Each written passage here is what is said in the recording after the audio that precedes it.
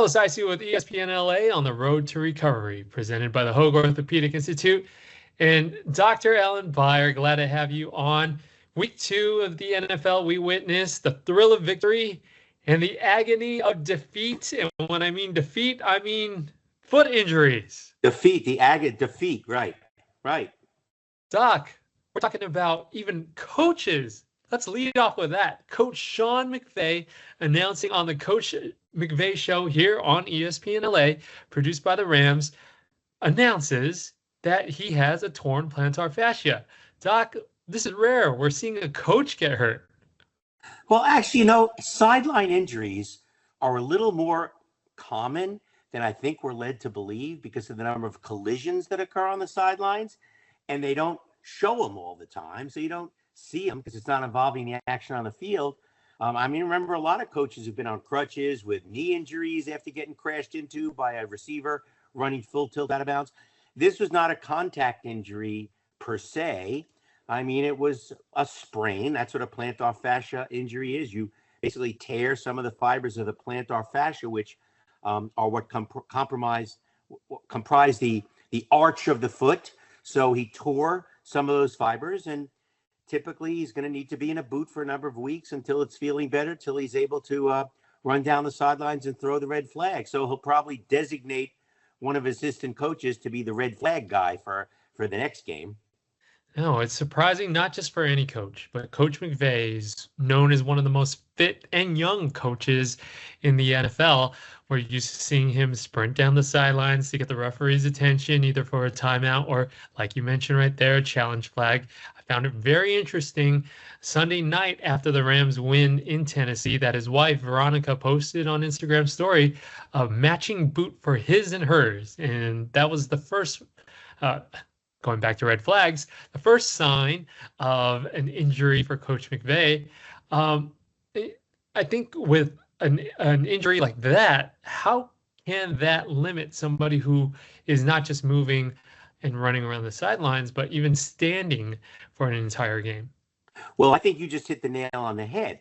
When a guy is standing on the sidelines, no matter how young he is, and let's applaud Coach McVay for being one of the younger coaches in the NFL, he's not staying limber and loose like the players are on the field, or even using the stationary bike on the sideline to loosen up. He's, for the most part, standing there with occasional bursts of energy where he runs down the sideline to follow a play. Literally 0 to 60. Right, or yell at a referee or throw the red flag or something like that. So that makes one very prone to injuries like this and Achilles tendon ruptures and things like that occur when you've tightened up and then have this sudden burst of movement when your body isn't loosened up, and that's how you tear something.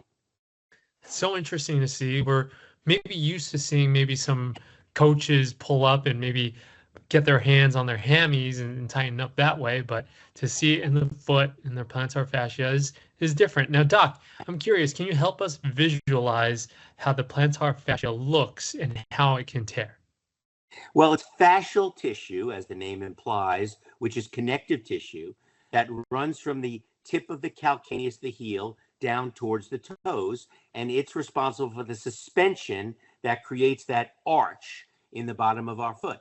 So when you suddenly come down on, say, the ball of the foot and stretch that, that's how you can tear some of those fibers. And when you're suddenly running, when you've been standing around for a while, it's tight, you just overstressed it, and some of it tears. Some or all of it tear. It's rarely a surgical injury. It's treated by immobilization for a while in a boot, as you alluded to, and you just return to activity as you're comfortable enough to do it. It's going to be a couple weeks. Doc, I'm curious, the boot, how does that boot help aside from immobilization? I figured that you don't need the boot to keep it immobilized. And then when it comes to the healing, are there any other long-term effects that come from it? Unlikely that there'll be long-term effects. The boot just stops you from doing that spring action that occurs when you land on the ball of the foot and pull the plantar fascia a little bit more. So the boot keeps it locked in its position, and it has a rocker bottom. All of those boots that you see people in after a fractured ankle or an Achilles rupture or something like that. So it makes you walk in a way that doesn't pull on the plantar fascia and just lets it heal. When it comes to somebody who is active and in shape like Coach McVay, Doc, if you had Coach McVay in front of you, how would you tell him to kind of still maintain his shape, still maintain his regiment, and stay off it? Well, What would he be able to do?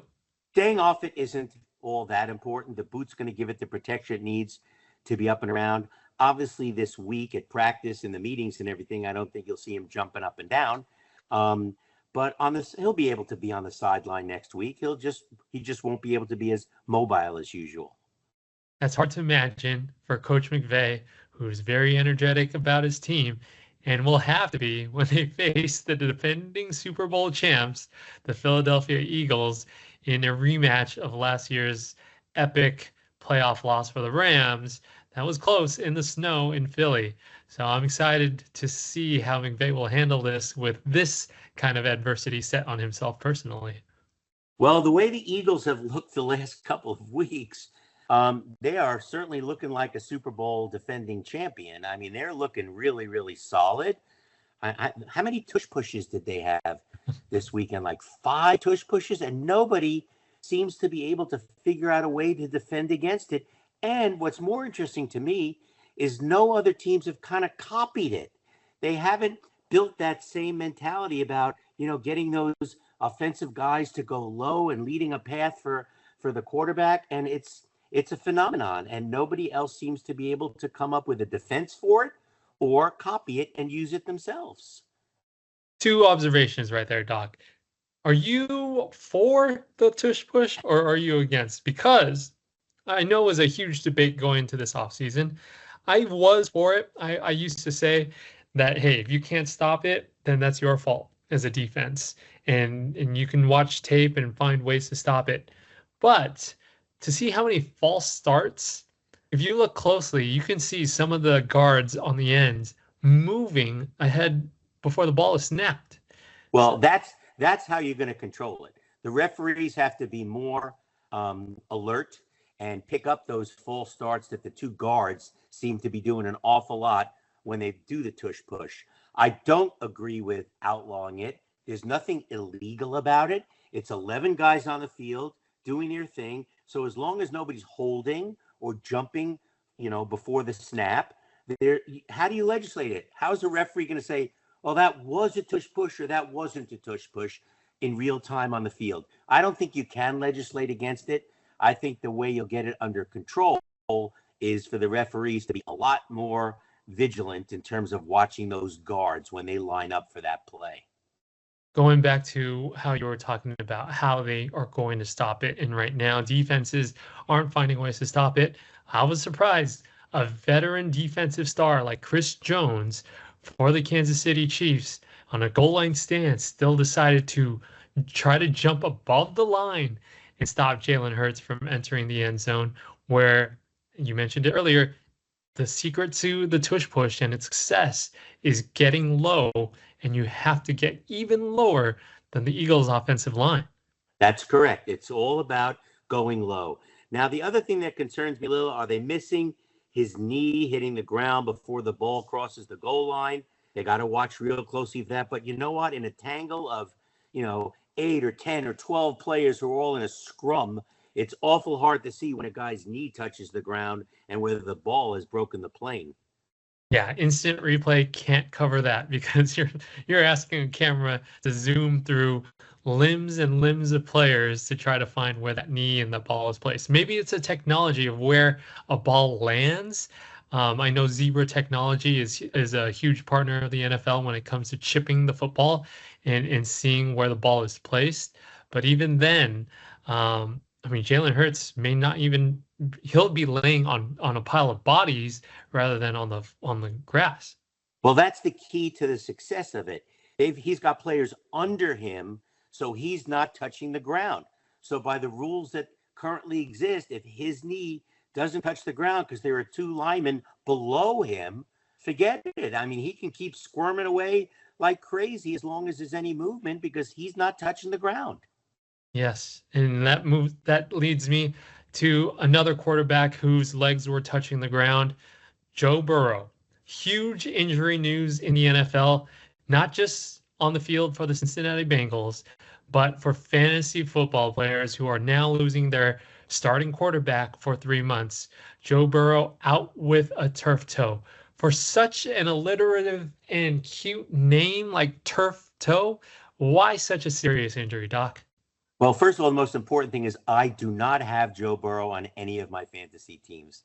I have Lamar Jackson and Justin Herbert, so I'm still sitting pretty, okay? Turf toe was first coined back in the days when AstroTurf first came around, because guys were getting their toes in the early versions of AstroTurf. Guys were spraining the first MTP joint. That's the first metatarsal phalangeal joint between the big toe and the first metatarsal, okay, the first ray of the foot. And it's basically a sprain of the ligaments, that the capsule and ligaments that hold the toe to the rest of the foot.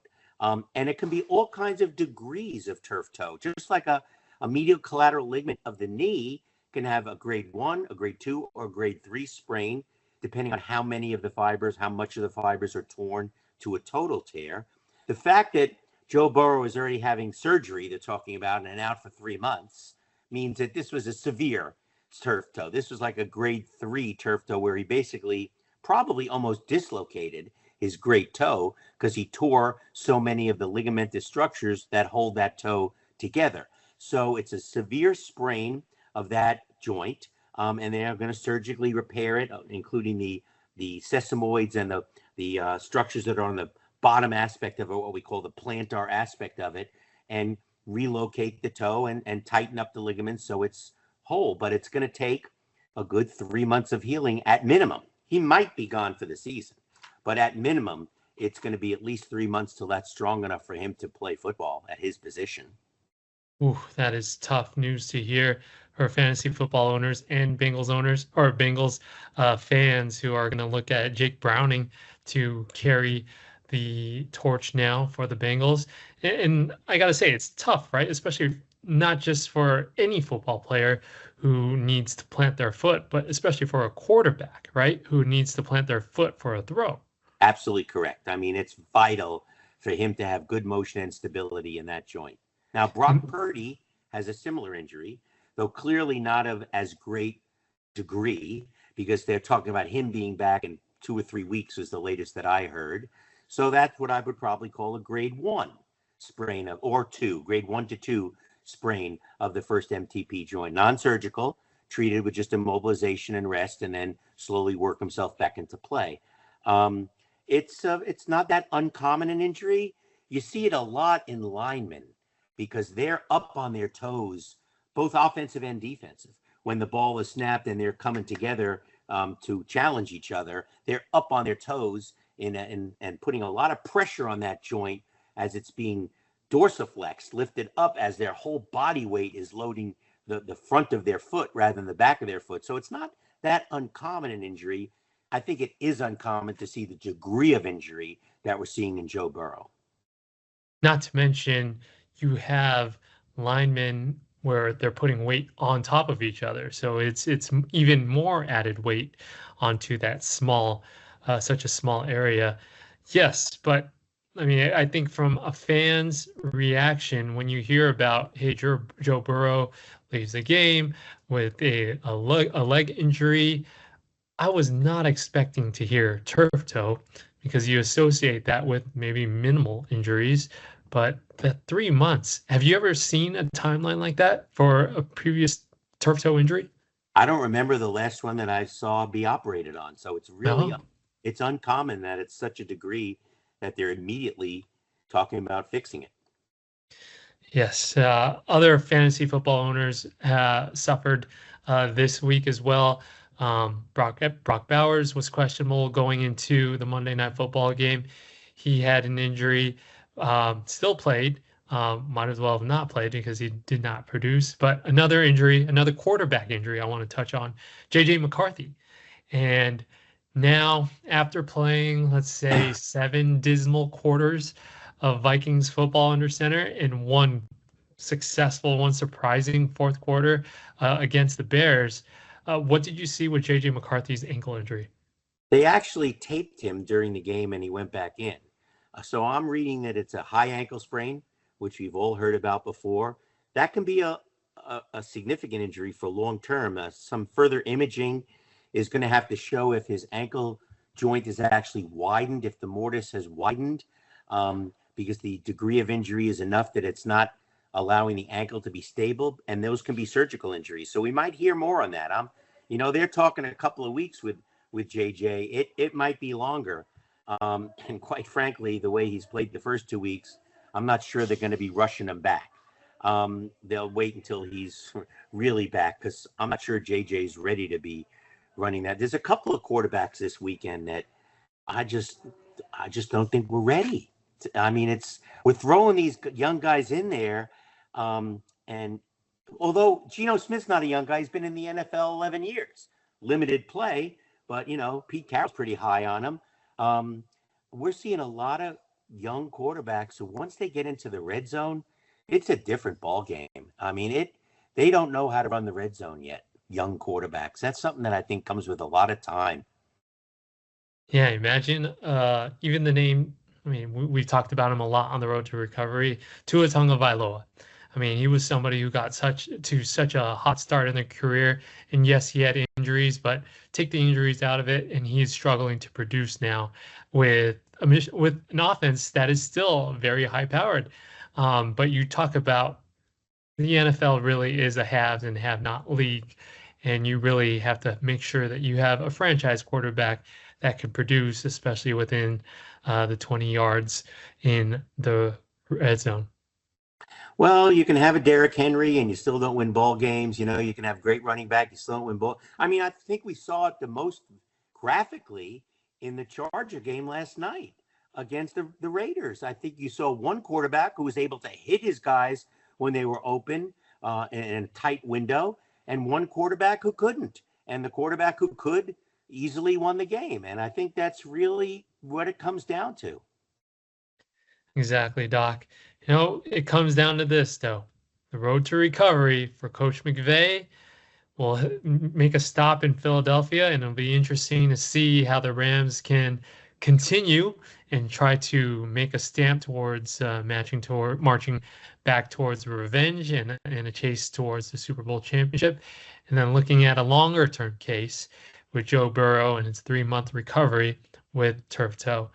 Thanks a lot, Doc, for having us on the road to recovery, presented by the Hoag Orthopedic Institute. Doc, what's happening in Doc in the Dugout? Doc in the Dugout is still going strong. I've got an interesting guest this week, Saturday, 12 noon on Angels Radio, AM 830. Dudley Tal Stokes, a member of the Jamaican bobsled team. You're kidding. Winter Olympics is coming soon, right? Who can forget the Jamaican bobsled team? I don't know where the heck they train. It's certainly not a lot of snow in Jamaica. And I think it'll be I hope I can understand him. But we'll see. Should be an interesting time, though, a fun time, if nothing else. So tune in Saturday for Dudley Tal Stokes. I can't wait to hear his response about how true Cool Runnings was. And come on, John Candy in that. Feel the rhythm, feel the ride. It's Jamaican bobsled time. Well, so it'll be on Doctor in the Dugout. Can't wait to tune in, and can't wait to see our fans and our listeners tune in. Thanks, Doc, and thank you for joining us on the Road to Recovery, presented by Hoag Orthopedic Institute. Thanks so much, Karlo. Great to speak. And if next weekend's anything like this weekend, we'll be talking soon.